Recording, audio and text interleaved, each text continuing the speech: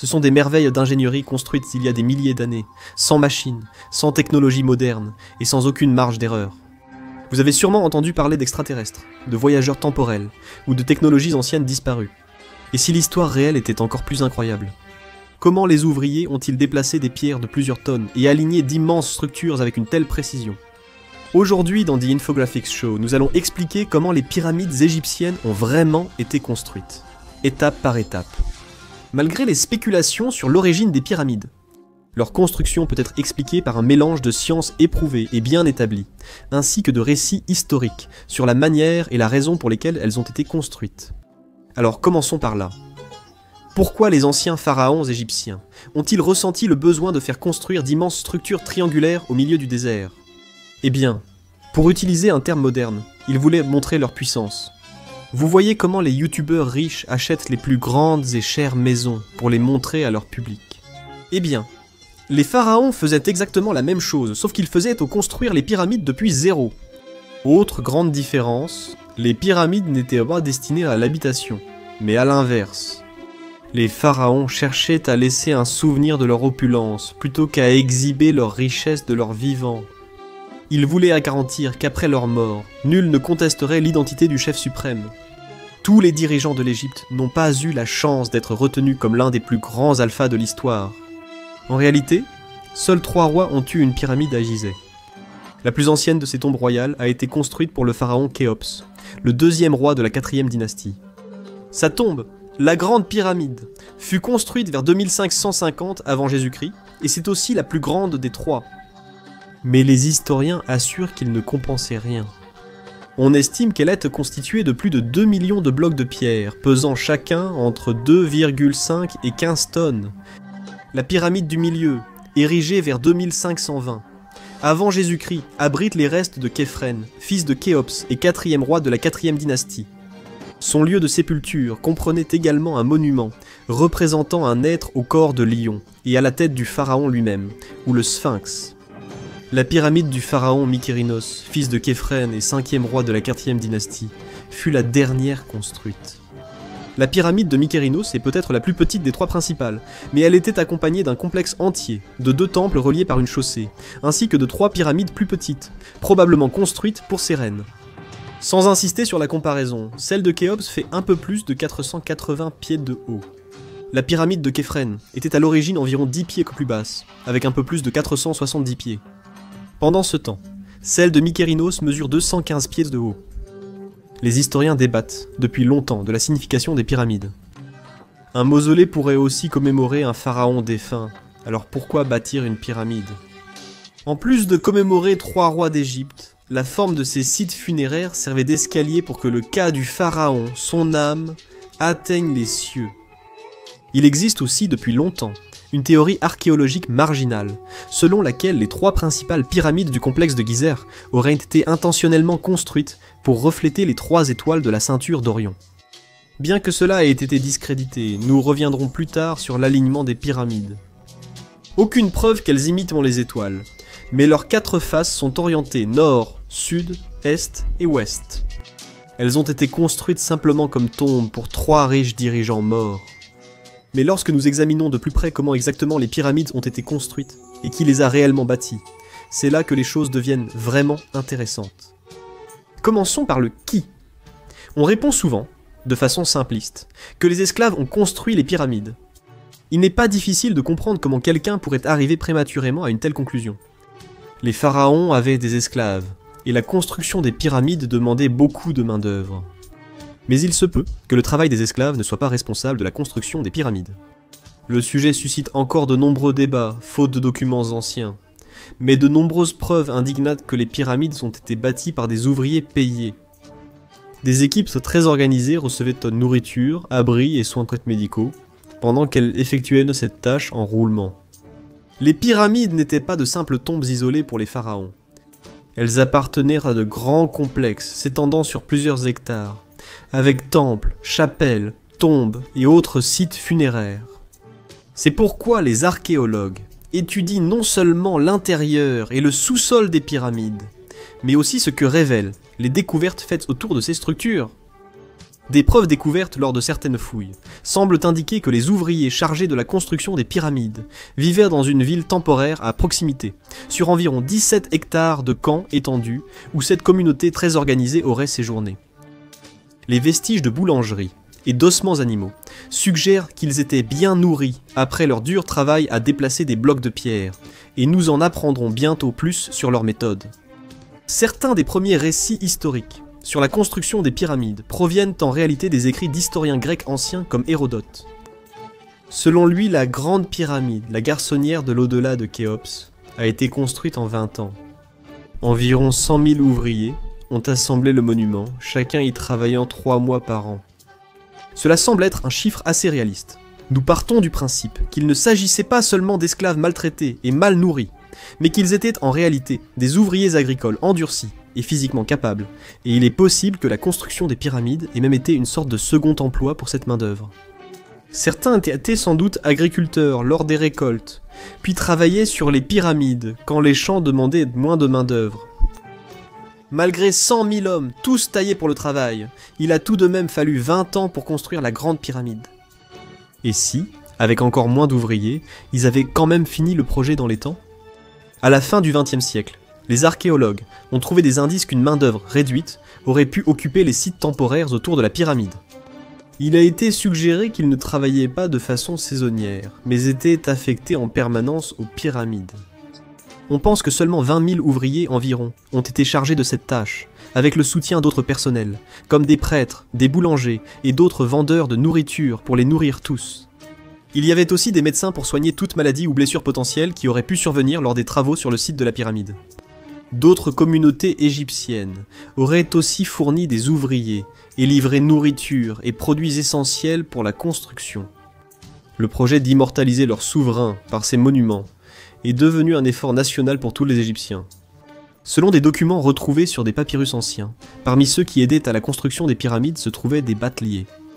Ils utilisaient le Nil et des voies navigables artificielles pour transporter les matériaux et amener du bétail des fermes du delta pour nourrir les ouvriers. Voilà donc notre main-d'œuvre, un collectif de plusieurs milliers de bâtisseurs. Voyons maintenant leurs outils. Même chez les scientifiques, ingénieurs et archéologues, de nombreuses spéculations subsistent sur la construction des pyramides. Mais c'est là que l'examen de tous les matériaux et outils utilisés par les anciens Égyptiens peut éclairer bon nombre de ces questions restées sans réponse. En particulier, les Égyptiens avaient développé des outils en cuivre, comme des ciseaux, des scies et même des forêts, qui auraient tous pu être utilisés pour tailler la pierre. Mais pas tous les types de pierres, en fait, même pas tous les types de pierres utilisés lors de la construction des pyramides. Prenez le granit des murs de la chambre funéraire du pharaon. Le granit, étant une pierre beaucoup plus dure, aurait été difficile à travailler, alors qu'une pierre comme le calcaire aurait été plus facile à tailler et à façonner. La plupart des pierres utilisées pour les pyramides de Gizeh ont été extraites à proximité, sur le plateau de Gizeh, et ce n'est pas ce qui a servi à fabriquer les énormes blocs qui forment le revêtement extérieur de la pyramide. Si la plupart du calcaire venait de la région, une partie était importée de Tura, de l'autre côté du Nil. Et c'est là qu'intervenaient les bateliers. Les matériaux de construction apportés incluaient le calcaire de Tura, le bois du Liban et de nombreux outils de coupe en cuivre du Sinaï. Les bateliers devaient aussi transporter le granit, une pierre plus dure venant d'Assouan, pour recouvrir les salles des pyramides. Ils organisaient le transport de ces matériaux, selon la saison des crues, pour éviter tout retard dans la construction. Ces matériaux, en particulier le calcaire, étaient taillés en blocs par des tailleurs de pierre, utilisant des outils en cuivre dans les carrières, puis transportés jusqu'au chantier pour être ajoutés à la pyramide. Des marques sur certains blocs, laissés par les ouvriers des carrières, indiquent les noms des groupes impliqués dans la construction, comme une signature ou un graffiti. Plusieurs équipes travaillaient sans doute à temps partiel pour aider les tailleurs de pierre, tandis que d'autres ouvriers qualifiés sculptaient la pierre toute l'année. Nous savons donc maintenant qui était sur le terrain pour construire les pyramides, et d'où ils tiraient leurs matériaux de construction. À quoi ressemblait exactement le processus de construction ? Comme pour n'importe quel bâtiment, la première étape consiste à choisir un emplacement approprié. Gizeh n'était pas un lieu choisi au hasard, ou simplement apprécié par les pharaons. Elle a été spécifiquement choisie comme l'emplacement le plus approprié pour la grande pyramide, ainsi que pour les deux autres qui ont suivi. L'emplacement devait répondre à des critères précis. notamment être situées sur la rive ouest du Nil. Pourquoi? Parce que le soleil se couche de ce côté. Les anciens Égyptiens pensaient que l'entrée de l'au-delà s'y trouvait. La menace d'inondation a aussi influencé l'emplacement des pyramides. Pour éviter les inondations, les pyramides devaient être construites sur un terrain plus haut. Mais elles ne pouvaient pas non plus être trop éloignées du Nil, étant donné le rôle crucial que le fleuve jouait dans le transport des matériaux jusqu'au chantier. La distance comptait aussi pour les pharaons, car la construction de leurs chambres funéraires débutait de leur vivant. Les pyramides devaient être proches de leur palais. Aucun roi ne souhaite parcourir une longue distance juste pour voir l'emplacement de sa tombe. Le site devait être assez solide pour supporter les pyramides. Rappelez-vous, il y avait plus de 2 millions de blocs qui composaient la grande pyramide. Construire sur du sable rendrait la structure instable. Heureusement, le plateau désertique de Gizeh possédait une base rocheuse solide, apte à supporter l'énorme poids à venir. Mais il ne suffisait pas simplement de choisir un bon emplacement et de commencer, le site devait d'abord être correctement préparé. Ensuite, la phase 2, préparer le site pour la construction. Pour préparer les fondations, les ouvriers devaient d'abord retirer sans relâche le sable meuble de la roche, afin que la pyramide ait une base parfaitement plate. L'un des outils, que les anciens Égyptiens n'avaient certainement pas à portée de main, était le niveau à bulles. Alors comment pouvaient-ils s'assurer que les fondations rocheuses étaient plates? L'une des méthodes qu'ils auraient pu utiliser pour le vérifier aurait été de construire d'abord un simple mur de boue tout autour de la base, puis de creuser des canaux sur toute la surface comme une grande grille. Ensuite, après avoir rempli tous les canaux d'eau et marqué le niveau atteint par l'eau, ils pouvaient vider l'eau et commencer à tailler la roche jusqu'à ce niveau. Les roches irrégulières étaient entaillées au ciseau et les creux comblés avec des pierres en excès. Cela donnerait une surface plane et de niveau pour une pyramide. Cependant, on ne peut pas installer une pyramide sur n'importe quel terrain plat, car chaque face triangulaire doit être alignée avec un point cardinal. Les anciens Égyptiens ne disposaient pas non plus de ces outils pratiques. Mais ils ont réussi à s'en sortir. Une personne connaissant l'astronomie a probablement aidé à trouver le nord avec des étoiles, puis à déduire les autres directions. En observant le lever et le coucher d'une étoile par rapport à un horizon artificiel, les astronomes égyptiens traçaient une ligne nord-sud. En utilisant des outils simples pour tracer des angles droits, ils pouvaient ensuite déterminer l'est et l'ouest, chacun exactement à 90 degrés du nord-sud. Ils auraient pu utiliser l'astuce de l'aiguille sur une feuille. On fait flotter une aiguille magnétisée sur l'eau pour trouver un axe, puis on utilise le soleil pour déterminer le nord vrai. Avec la fondation plane et carrée, chaque côté égal, la troisième phase de construction de la pyramide pouvait débuter. La façon dont les anciens Égyptiens soulevaient les lourdes briques sans équipement moderne reste le principal mystère de la construction de la pyramide. Ces ouvriers ont déplacé d'énormes quantités de pierres pour bâtir ces monuments pour leurs pharaons, mais cela ne signifie pas qu'ils ont reçu l'aide des extraterrestres. Une explication plausible est que les ouvriers ont construit un remblai incliné en briques, terre et sable, qu'ils élevaient au fur et à mesure que la pyramide montait, formant une pente démontable après la construction. Les blocs de granit et de calcaire étaient sans doute hissés sur les remblais avec des traîneaux ou rouleaux, comme l'attestent des peintures funéraires, montrant des ouvriers transportant de lourdes charges ainsi.